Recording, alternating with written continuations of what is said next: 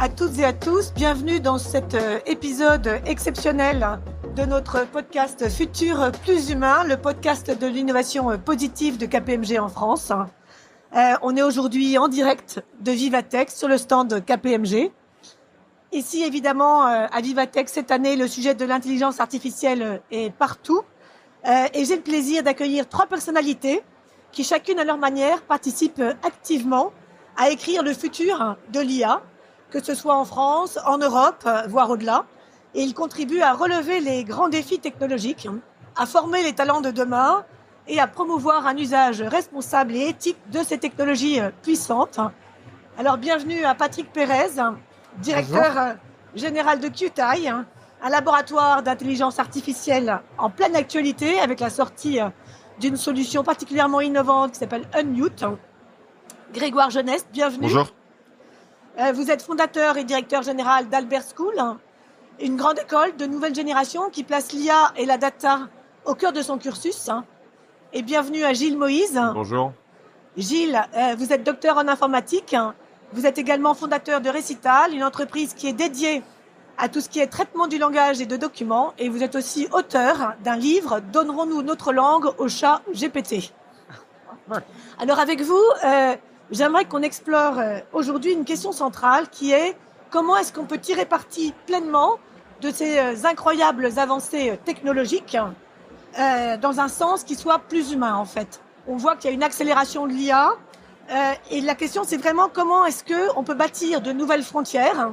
C'est vraiment le sujet de notre keynote pour une hybridation qui soit heureuse de toutes ces intelligences en fait, qu'elles soient collectives, humaines et technologiques. Alors je vais commencer avec une première question, Patrick. Pour vous, peut-être quelques mots sur QTI. On sait qu'il y a une grosse actualité. On l'a vu juste avant le salon et pendant le salon. Vous n'êtes pas éditeur de services, vous ne vendez pas de solutions, vous ne vendez rien, vous êtes un laboratoire de recherche ouverte sur l'IA. Qu'est-ce qui a motivé finalement la création de ce laboratoire un peu particulier ? Merci pour l'invitation. En effet, on n'est même pas une entreprise. En fait, on est un laboratoire à but non lucratif qui est dédié donc à la recherche ouverte en IA et qui a été fondé par 3 mécènes que sont Xavier Niel, Rodolphe Saadé et Eric Schmidt. Et à la fin 2023, donc on a 1 an et demi, c'est encore assez jeune. Et l'idée, c'était vraiment de créer un acteur européen de niveau mondial, mais en Europe, et qui joue un rôle important dans le concert de l'IA ouverte à un moment vraiment clé de cette science et de cette technologie. Alors, vous venez de lancer Unmute, vous frappez fort, c'est un outil qui est bluffant, qui dote les grands modèles de langage d'une voix et d'une oreille. En à peine 2 ans, avec une équipe de 20 personnes et un modèle qui est non lucratif. Comment est-ce que vous avez réussi à aller aussi vite ? Déjà en travaillant beaucoup. On a quand même commencé à 6 en fin 2023, donc ça fait 1 an et demi. Comment on a réussi à faire ça, c'est-à-dire sortir plusieurs choses en 1 an et demi, dont 2 premières mondiales, en ayant une équipe qui est hyper concentrée déjà, donc qui travaille beaucoup et pas beaucoup de distractions dans la journée de travail. Une équipe de très très haut niveau d'ingénieurs et de chercheurs qui sont extrêmement complémentaires. En particulier, on travaille beaucoup sur les IA multimodales. Donc, vous l'avez évoqué avec en particulier l'interaction vocale, mais ça veut dire déjà du son et du texte. Donc, c'est 2 modalités. Et on a une équipe qui est très forte en multimodalité, donc texte, son, image. Et ça, on a exploité ça de façon stratégique. Et on s'est concentré dès le début, on a identifié des opportunités qui nous ont semblé à la fois importantes du point de vue de la frontière de l'IA et de ce que nous, on pouvait faire. C'était risqué comme pari, puis on s'est lancé là-dedans à fond.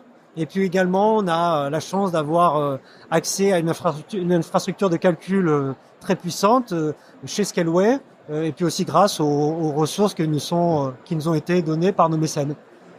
Quelques mots sur Unmute, peut-être plus précisément ? Alors, Unmute, c'est une autre façon d'explorer l'interface vocale avec une IA que ce qu'on avait fait déjà il y a 1 an avec Moshi. Là, l'idée, c'est une idée de modularité avec un ensemble de modèles d'IA, donc de réseaux de neurones, qui permettent, comme vous l'avez dit, de doter n'importe quel chatbot textuel à la fois d'oreilles et de cordes vocales, ce qui fait que, au lieu d'interagir par clavier et écran avec votre chatbot préféré, vous pouvez désormais faire ça de façon très fluide de façon vocale. Donc nous, ce qu'on fournit, c'est le module qui fait la détection de la parole et la transcription de la parole de l'utilisateur. Et de l'autre côté, la synthèse vocale du texte qui est produit par le chatbot textuel et avec un très très gros travail sur la latence pour être rapide malgré ce séquençage de différents modules. Et vous parliez tout à l'heure d'interaction, en fait, quasi immédiate. Nous, vraiment des sujets qui nous intéressent, c'est la richesse, la fluidité de l'interaction avec les IA, qui est vraiment une chose importante pour que les usages soient plus vastes, soient plus inclusifs. Et en particulier, la communication orale, c'est vraiment le médium principal de communication entre humains. Donc, c'est aussi normal de l'imaginer comme un moyen, une modalité de communication très importante avec les machines. Et pour ça, il faut que la technologie vocale progresse encore, donc en termes de fluidité, de naturel, d'émotion, etc. Gilles, vous êtes entrepreneur de l'IA avec Recital, mais vous êtes aussi une personnalité engagée pour l'éthique de l'IA. Qu'est-ce que vous pensez en fait de ce tournant vers une interaction humain-machine de plus en plus fluide, de plus en plus imperceptible en fait, et notamment via la voix, comme on vient de l'évoquer? Est-ce que selon vous, ce passage de plus en plus naturel ne risque pas d'apporter un peu son lot d'illusions? Et je pense notamment à tout le débat sur le côté un peu toutes les projections anthropomorphiques qu'on peut faire sur l'IA. Voilà, qu'est-ce que vous en pensez? Disons, comme toujours avec la technologie, ça dépend de ce qu'on en fait. Moi, je trouve ça absolument génial d'avoir quelque chose comme Unmute qui va me permettre, moi, d'utiliser et d'ajouter une couche de vocal sur mon interface. On a une plateforme qui va permettre d'entraîner des modèles génératifs, extractifs, profonds ou pas, pour traiter automatiquement les documents. Moi, je vois très bien la prochaine version avec un Unmute au-dessus qui fait que les gens paramètrent et créent leurs agents vocalement. Ça, c'est absolument génial. Maintenant, vous avez probablement entendu ce mot d'une autrice polonaise qui disait: moi, ce que j'aimerais, c'est que l'IA, elle fasse mes courses et ma lessive et qu'elle me laisse écrire et faire ma peinture. Or, aujourd'hui, l'IA, elle écrit, elle fait des images, mais par contre, elle me laisse toujours ma lessive et mes courses. Et donc, c'est assez intéressant. Je trouve que ça pose bien la question de qu'est-ce qu'on va en faire et pourquoi on le fait. Mais en soi, la technologie n'est ni bonne ni mauvaise. Elle est là. Et d'une manière générale, et ça, c'est Jacques Ellul qui le dit, c'est-à-dire qu'on vit dans un système technicien. Et ce qu'il nous dit, c'est que dans un système technicien, ce qui est possible sera fait. Et donc, effectivement, c'est bien ce qu'on a là. C'est-à-dire qu'aujourd'hui, on peut faire des choses, donc on les fait. Et ensuite, à nous de nous en emparer pour en faire des choses, autant que possible, positives. Moi, le Unmute, je vois très bien ce qu'on peut en faire de positif. Maintenant, j'imagine aussi qu'on pourra en faire des choses négatives. Mais c'est vraiment à nous de nous en emparer. Est-ce qu'ensuite la réglementation, est-ce qu'ensuite l'État, enfin ensuite comment est-ce qu'on donne des directions à ça? C'est le sujet. Mais la technologie en elle-même est neutre. Et Patrick, qu'est-ce que vous pensez de cette question-là? Quel est votre regard sur justement ces enjeux d'illusion versus réalité et notamment comment est-ce qu'on peut peut-être plus se protéger de ce risque sans freiner pour autant l'innovation? Donc évidemment, c'est une question importante et je suis d'accord avec ce qui vient d'être dit par ailleurs. Juste un point, c'est pas nécessairement de communiquer que avec les machines, mais c'est aussi de communiquer à travers les machines. Une des choses qu'on a sorties qui est basée sur les mêmes technologies vocales, c'est de la traduction instantanée, simultanée sur un téléphone portable, qui permet à deux personnes qui ne parlent pas la même langue de se comprendre. Donc là, c'est vraiment un canal de communication entre deux personnes. Mais s'agissant de la communication vraiment très très fluide avec une machine, c'est vrai que plus ça avance et plus c'est troublant.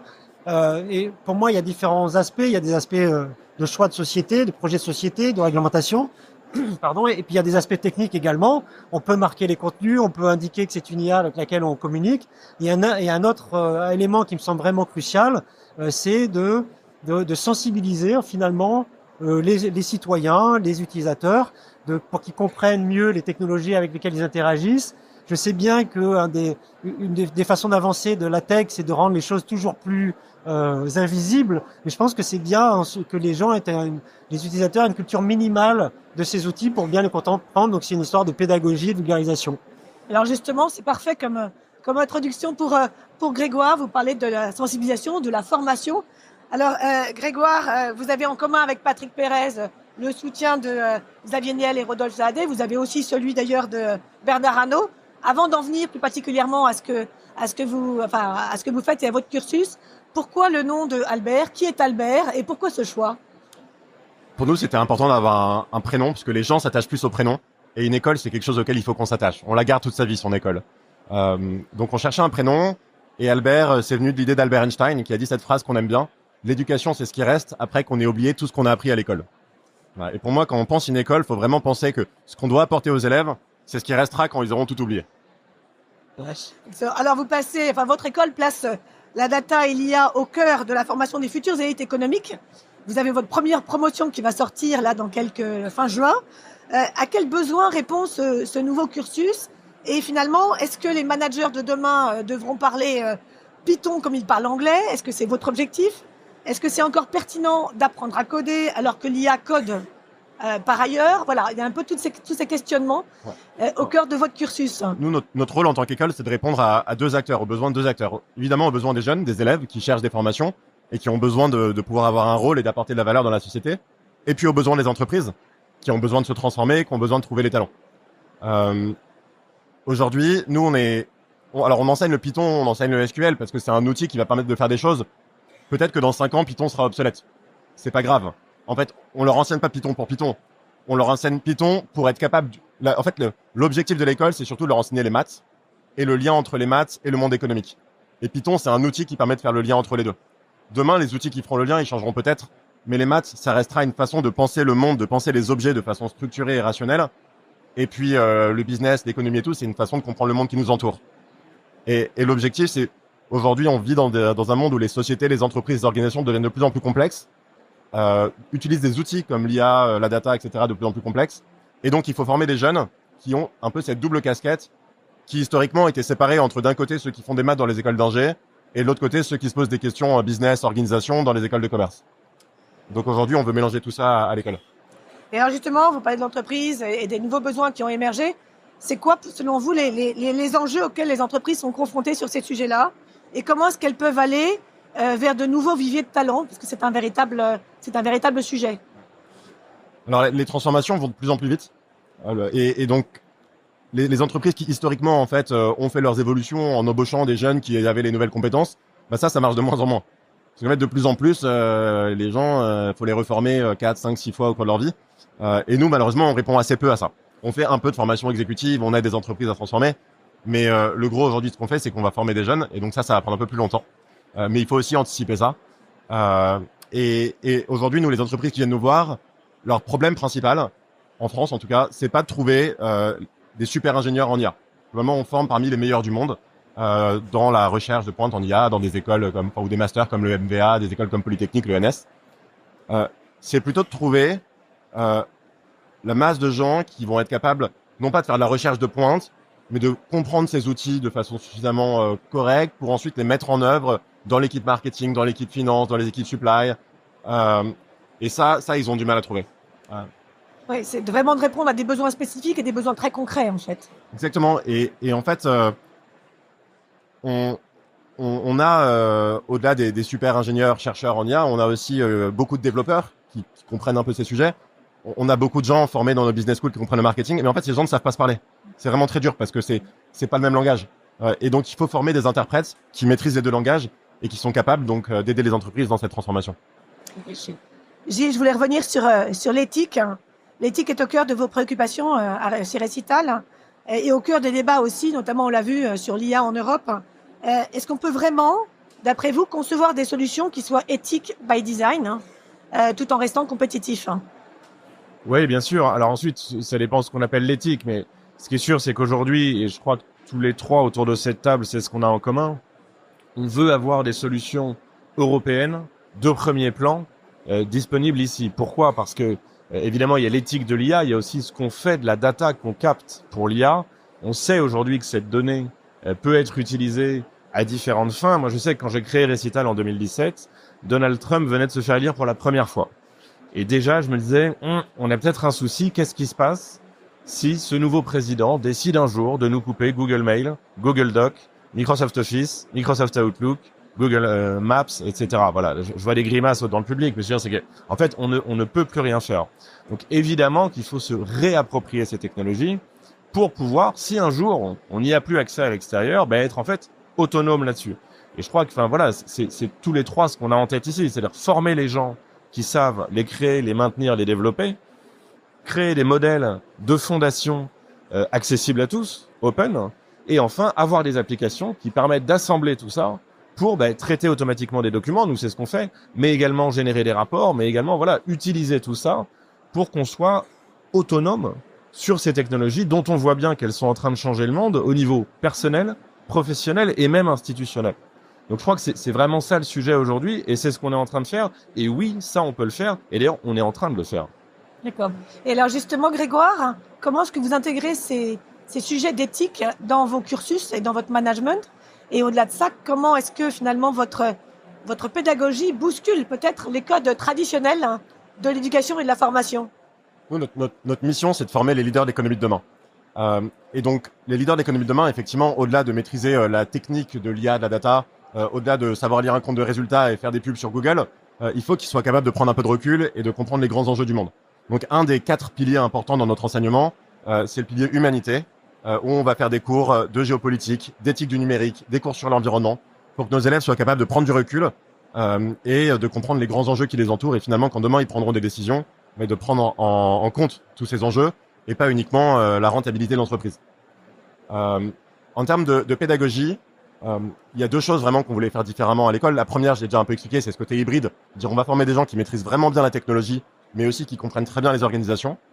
Et le deuxième pilier de l'école, qui est aussi assez fondamental, c'est de faire une école. On a voulu créer une école qui est très proche des entreprises, très professionnalisante. Là où historiquement en France, même dans le monde, c'est généralement mis en opposition avec l'excellence. Des formations d'excellence très académiques et des formations professionnalisantes moins valorisées. Mais ça avait du sens il y a 200 ans quand les écoles sont créées parce que ce qui était professionnalisant, c'était rarement très complexe, sinon c'était très manuel. Aujourd'hui, les organisations sont devenues ultra complexes. À l'image de KPMG, il y a des groupes qui font des centaines de milliers d'employés. Il y a 200 ans, les plus grands groupes, c'était 50 personnes. Et dans les groupes qui font 200 000 personnes, en fait, il y a des choses professionnalisantes liées à ces organisations qui sont ultra complexes. Et donc, nous, très tôt, on expose nos étudiants à ce que c'est que ces groupes-là. Et donc, on fait des business cases, on fait venir des entreprises comme KPMG, comme Louis Vuitton, comme Google dans l'école pour faire travailler nos étudiants sur des cas concrets qui traitent de la donnée, mais pour résoudre un problème ouvert que la société se pose vraiment et souvent lié justement avec aussi des enjeux d'éthique, de responsabilité environnementale. Et donc, les étudiants, ils sont très hands-on, ils sont très pratiques. Ce qui fait qu'après seulement 2-3 ans d'études, généralement, quand les entreprises les prennent en stage ou en premier job, ils disent c'est dingue, cet étudiant, j'ai l'impression qu'il a déjà 2-3 ans d'expérience. Ouais. Alors, Patrick, parlons un peu de la réussite de QTI. Est-ce que c'est à l'image d'autres réussites comme Mistral, est-ce que ce sont des signaux forts qui montrent qu'en fait, en Europe, tout est encore possible et qu'en matière d'IA, contrairement à ce qu'on a pu penser, ou ce qu'on peut penser encore, le match n'est pas complètement plié. Est-ce que vous défendez la science ouverte? Est-ce que justement vous avez raison de le faire? Et pourquoi est-ce que c'est crucial pour l'innovation? Alors, il y a plusieurs questions là. Ouais. Sur la place de l'Europe dans le concert de l'IA, moi j'ai toujours été optimiste. Alors, on se pose ces questions maintenant parce que ça quand même, il y a des enjeux économiques, géopolitiques, souverains considérables. Mais d'abord c'est une discipline assez ancienne. Il y a toujours eu une très forte communauté, un très fort écosystème français, européen en IA, de la recherche publique jusqu'au laboratoire. Et d'ailleurs, les grands acteurs de l'IA américaine, s'ils ne sont pas trompés, ils ont tous mis des laboratoires de recherche de pointe en Europe, entre autres. Et à chaque fois adossés à la recherche publique. À Paris, à Zurich, à Amsterdam, etc., à Cambridge, à Oxford. Donc, le tissu de la recherche, parce que c'est quand même une science avant tout, avant d'être une technologie, il est très très fort. Et ça s'accélère évidemment. Donc, vous avez mentionné des startups et puis des gens comme nous, donc un laboratoire à but non lucratif privé. Je pense que le moment qu'on est en train de vivre à Paris en particulier est très excitant, très enthousiasmant. Il se passe vraiment beaucoup de choses. Une fois de plus, s'il y a une notion d'écosystème très fort, il y a des très forts labos publics, des startups, des grands groupes. Donc, pour moi, c'est vraiment, il y a vraiment plein de choses à faire. Non, le match n'est pas plié, mais bon, il va falloir mettre de l'énergie, des moyens, des investissements, etc. Après, il y a la question de la science ouverte. Alors, c'est quand même étonnant de se poser la question, est-ce que c'est une bonne idée? Est-ce que c'est même subversif? En fait, pour moi, c'est un pléonasme, la science ouverte. La science, c'est quelque chose d'ouvert, c'est consubstantiel. Une science qui ne serait pas ouverte, enfin, la science un domaine scientifique avance avec une communauté internationale qui partage. Alors je fais pas d'angélisme, hein, c'est des luttes farouches, surtout quand il y a des enjeux de réputation et puis maintenant des gros enjeux financiers. Les chercheurs se tirent la bourre, c'est des gens très compétitifs, mais ils partagent leurs résultats. Une discipline où il n'y aurait pas de partage, c'est une discipline qui s'assèche. Donc c'est très important pour nous, comme pour plein de gens, de faire de la science qui est ouverte pour que le domaine et la technologie qui en découle continuent à progresser très vite. Et si vous regardez ce qui se passe avec l'IA générative depuis 2 ans, ça repose sur des progrès techniques qui ont été développés par l'entièreté de la communauté internationale de recherche en IA. Quelles que soient les valeurs, même si forcément les personnes, enfin le fait de partager ça largement peut aussi être récupéré par des personnes qui ne partagent pas vos valeurs, des entreprises qui ne partagent pas vos valeurs. C'est tout à fait vrai, mais c'est l'effet de bord de cette chose-là, mais qui est largement dépassé par les avantages. Mais les régions du monde ou les pays qui partagent pas nécessairement nos valeurs, ils ont aussi des acteurs qui font de l'open source. Aux États-Unis, il y a des grands acteurs qui partagent leurs modèles. En Chine, il y a des grands acteurs qui partagent leurs modèles et leurs codes sur lesquels certaines entreprises françaises s'appuient. Donc, il y a quand même une notion, une fois de plus, d'écosystème avec un cercle vertueux. Une fois de plus, c'est une compétition farouche, mais ça sert à tout le monde. Alors, j'ai une question pour vous trois, en fait. On voit que l'IA est en train de changer radicalement la façon d'entreprendre, on vient de l'évoquer. En simplifiant et en accélérant drastiquement la conception des produits, notamment les Minimal Viable Products, ou même l'élaboration de nouveaux modèles d'affaires. Est-ce que c'est une opportunité pour démocratiser l'esprit d'entreprise, hein? Je sais pas qui veut commencer avec cette question. Moi, je pense qu'il y a à peu près 50% des étudiants qui rejoignent Albert School qui veulent être entrepreneurs. Ouais. Donc c'est un sujet qui me parle. Bon, par ailleurs, je pense qu'il n'y en a pas 50% d'entre eux qui sont faits pour être entrepreneurs. Donc un de nos rôles, c'est plutôt de leur faire comprendre ce que c'est vraiment que l'entrepreneuriat, mais bon, c'est une autre histoire. Cela dit, je pense effectivement que l'IA générative change complètement les modèles de pensée qui ont été faits autour de l'innovation et de l'entrepreneuriat. Il y a beaucoup de bouquins qui ont été écrits là-dessus sur faut vendre avant de construire, parce que construire ça coûte cher, ça prend du temps. Aujourd'hui, construire ça prend moins de temps, ça coûte moins cher. Donc est-ce qu'il faut pas au contraire construire plein de trucs et essayer de vendre ce qu'on a construit et quitte à itérer. Pareil, le sujet de la dette technique, dire faut faire hyper gaffe à ce qu'on construit parce qu'en fait ça prend du temps de construire et sinon on accumule la dette. Quand ça prend moins de temps, en fait cette dette technique elle coûte moins cher. Donc je pense que ça change pas mal le mindset et c'est assez intéressant. Et quelque part, moi toutes les semaines il y a au moins un élève qui vient me voir et qui me dit Grégoire, c'est ridicule, une école comme la tienne, il faut qu'elle ait un incubateur. Qui quelque part fait sens. Mais moi j'ai aucune envie de monter un incubateur pour incuber des projets zombies. Qui font pas de revenus, qui vont et juste pour faire croire à des gens qui seront entrepreneurs alors que fondamentalement ils ont l'image d'entrepreneur mais ils ont pas forcément ça au fond d'eux. Et donc moi depuis le début de l'école je leur dis je monterai un incubateur le jour où on aura suffisamment de projets qui font du revenu, même si c'est 300 € par mois, mais qui font du revenu à incuber. C'est-à-dire des gens qui vont vraiment dans la rue vendre des trucs à des gens, etc. Et je pense que maintenant avec l'IA générative c'est encore plus vrai. C'est-à-dire qu'en fait, pour faire tes premiers euros de revenus, pour avoir ton MVP et avoir des gens à qui ça apporte de la valeur, la barrière d'entrée, elle baisse. Donc oui, je pense que ça change le modèle, les modèles d'innovation. Ouais, moi, je suis assez d'accord avec ça. C'est-à-dire que il y a effectivement, tout le monde n'est pas fait pour être entrepreneur et c'est pas grave d'ailleurs. Hein, il y a plein d'autres métiers qui sont très bien. Et 2, l'IA générative, ça fait pas tout non plus. C'est-à-dire que et c'est pour ça qu'effectivement, je crois que c'est hyper important de savoir un peu ce qu'il y a derrière en vrai. Parce que ça fait plein de choses, mais il y a aussi plein de choses que ça ne fait pas. C'est pas intelligent, par exemple. L'IA générative, c'est pas intelligent. Ça permet de générer du texte, ça permet de générer des images, ça permet de faire plein de trucs, mais non, ça n'est pas l'intelligence de quelqu'un. Et ce que je veux dire, c'est que on est quand même probablement dans une bulle en termes de valorisation. Ça veut pas dire que ça vaut rien. Ça veut probablement dire que ça ne vaut pas autant que ce qu'on pense que ça vaut. C'est ça d'ailleurs une bulle. Hein. C'est une valeur fantasmée par rapport à une valeur réelle. Et donc du coup, voilà, il faut juste aussi avoir ça en tête. Parce que nous, ça nous arrive parfois de rencontrer des gens qui nous disent « Ah, mais on va faire ci, on va faire ça, etc. » C'est absolument impossible. Mais ils ont l'impression que l'IA générative, c'est absolument génial, ça va tout faire. Non, ça fait pas tout. Donc, pareil, je veux dire, c'est que pour rebondir un peu sur ce que tu disais, sur soyons réalistes sur ce qu'on veut faire ou pas, être entrepreneur ou pas, de la même manière, soyons réalistes sur ce qu'on peut faire ou pas avec l'IA générative. On peut faire plein de trucs, mais on peut pas tout faire. Raison de plus, et ça, t'as raison, comme c'est hyper simple à utiliser, faut essayer quoi. Il faut voir effectivement. Nous, on se rend bien compte que on traite des quantités industrielles de documents, des dizaines de millions de pages par an. Ben en fait, parfois en termes de robustesse, on va utiliser des modèles qui sont un peu avant l'IA générative, mais qui sont en fait plus petits, plus rapides, plus robustes plus reproductible.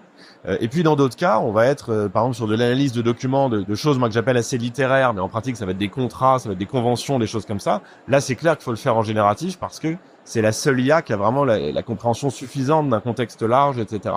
Et donc je sais que voilà, il faut vraiment essayer en vrai. Et comme tu dis, le coût de l'essai est quasiment nul aujourd'hui. Donc c'est vrai que, enfin, ça coûte rien, mais faut vraiment le faire. On peut pas tout faire non plus avec de l'IA. Patrick, vous êtes d'accord avec ça? Alors, je suis entièrement d'accord. Et une chose en particulier qui est intéressante, c'est de vraiment détourer précisément le cas d'usage, ce qui veut dire en particulier savoir évaluer la qualité ou les progrès des modèles. Donc, il faut avoir des métriques, il faut avoir des données. Alors, pour l'entraînement, le cas échéant, quoique souvent, on a désormais avec les modèles fondation le luxe de ne pas nécessiter beaucoup de données d'entraînement. En revanche, il faut des données d'évaluation et des métriques. Et parfois réaliser que effectivement le cas d'usage initialement détouré, il est pas raisonnable parce qu'on a imaginé monts et merveilles. Je vais prendre un exemple un peu frappant, avec un exemple important, c'est celui des véhicules autonomes. Il y a eu beaucoup de promesses, beaucoup de déceptions, beaucoup d'investissements, mais en même temps ça a beaucoup progressé. Et une chose qui me frappe, c'est que la réussite la plus spectaculaire des véhicules autonomes à l'heure actuelle, c'est des robotaxis, en particulier avec Waymo aux États-Unis. Et c'est une version particulière du véhicule autonome. Et donc, ils ont coupé un certain nombre de difficultés. C'est une zone qui est bien connue, qui est cartographiée. Le véhicule peut pas aller n'importe où, il peut être téléopéré, etc. Ce que je veux dire, c'est que des fois, c'est important de restreindre le cas d'usage pour réussir quelque chose. Et après, il faut évaluer et tester. Ah.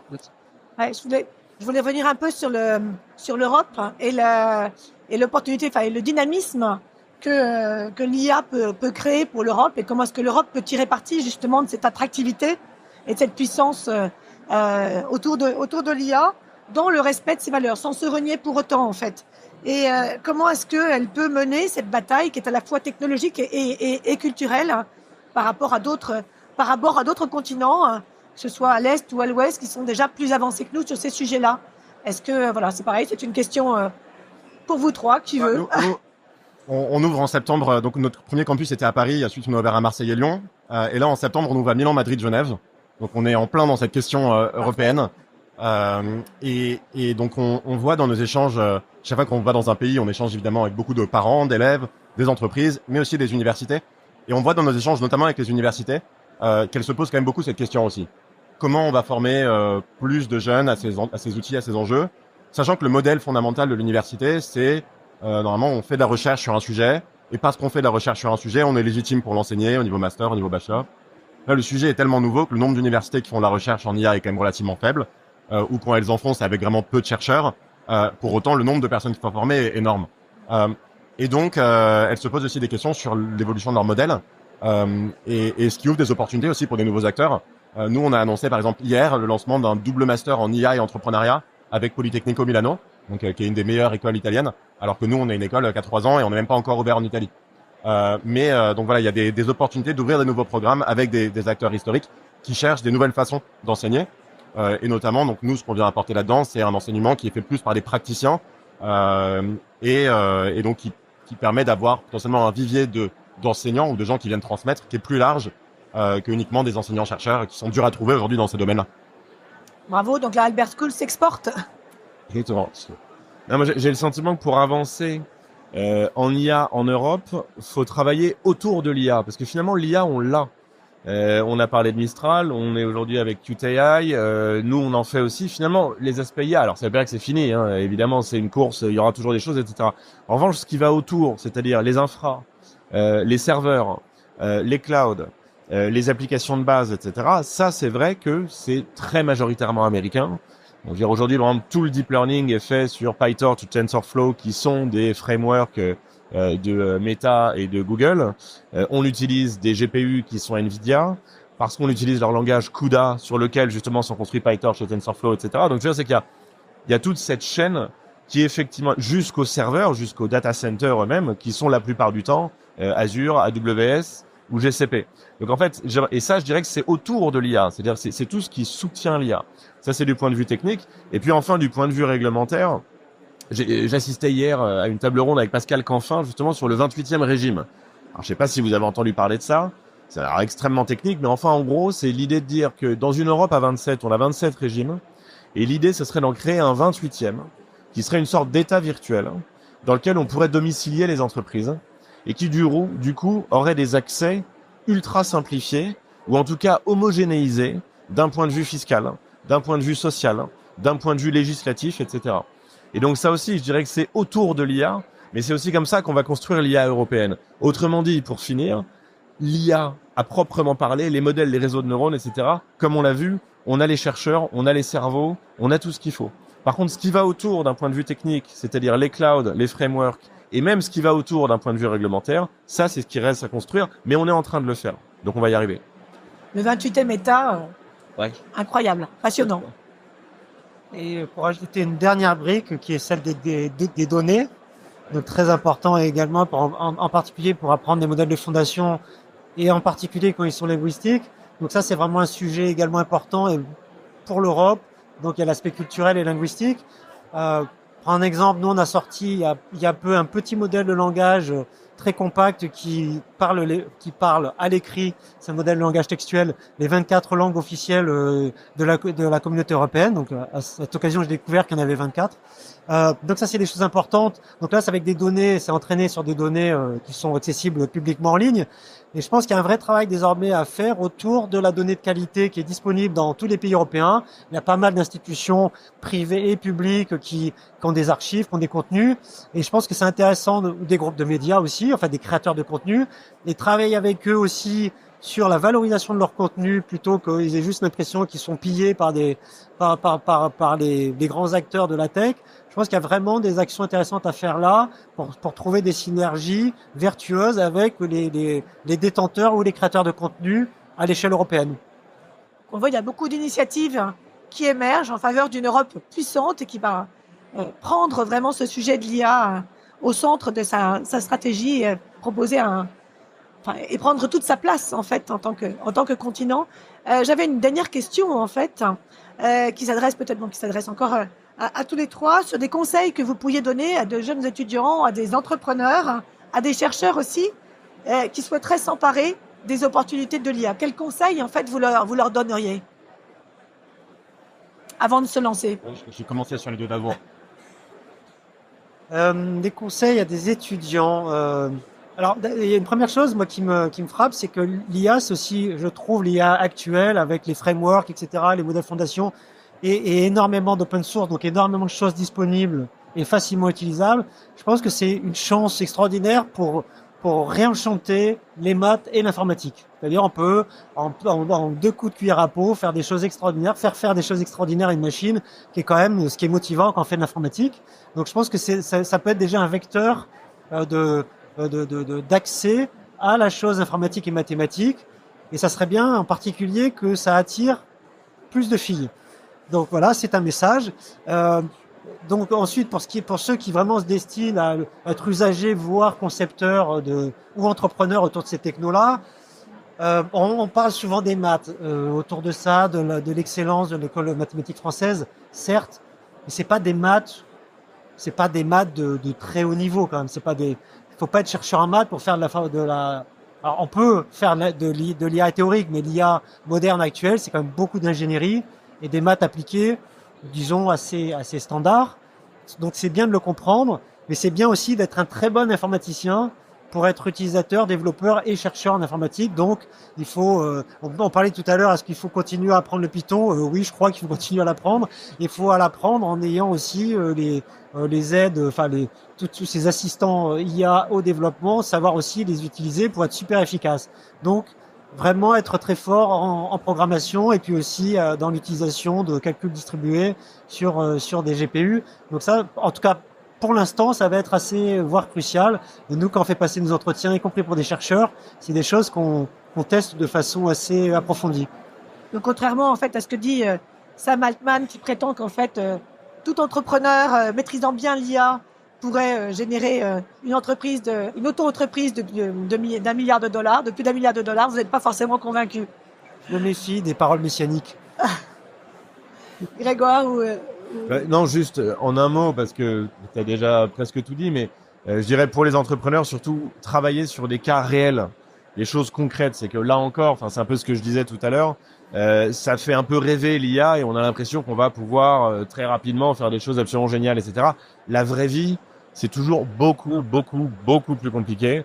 Et donc effectivement, là en ce moment, j'accompagne une start-up justement qui se lance sur quelque chose d'hyper précis. Et en fait, c'est quelqu'un qui a bossé 5 ou 6 ans dans le domaine, qui l'a fait manuellement et qui ensuite, qui est smart, qui est malin, qui s'est mis sur son GPT ou sur son Mistral ou sur ce qu'on veut, qui a créé un design, qui a travaillé dessus, mais parce qu'il sait ce vers quoi il faut arriver. C'est ce que tu disais, Patrick. C'est-à-dire qu'en fait, quand on a une idée un peu vague, assez souvent, on va avoir un résultat un peu vague. Et simplement, comme on peut tester très facilement, tout de suite, on va tester. Mais voilà, c'est quand même bien d'avoir bien en tête le cas concret. Qu'est-ce qu'on veut en obtenir? Où est-ce qu'on veut aller, etc. Et là, effectivement, je pense qu'on peut vraiment faire beaucoup de boîtes très rapidement. Lui, c'est vrai que c'est quelqu'un qui n'avait pas forcément beaucoup de compétences en informatique. Il est malin. Il a utilisé effectivement un GPT-o3 pour générer du code, pour tester, pour revenir, etc. Et il a pu faire son démonstrateur tout seul.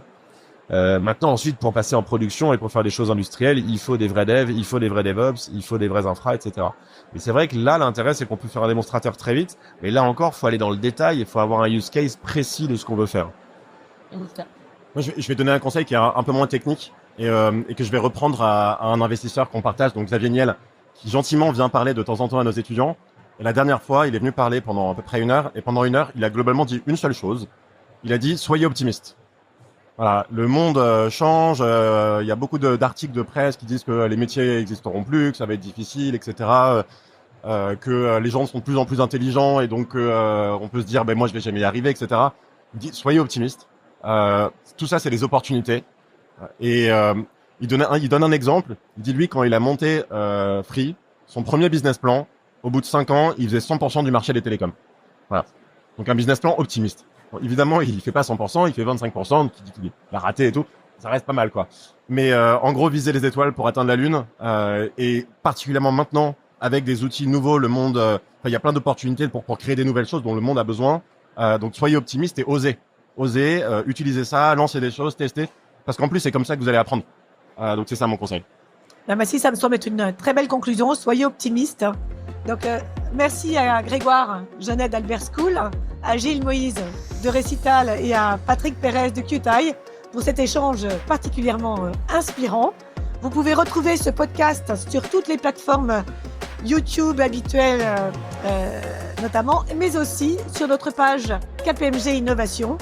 Et vous pouvez aussi télécharger notre boucle de tendance 2025, donc l'économie de l'intelligence, sur le site KPMG Innovation. Le lien est dans l'émission. Merci à tous et à très bientôt pour un prochain épisode de Futur plus humain.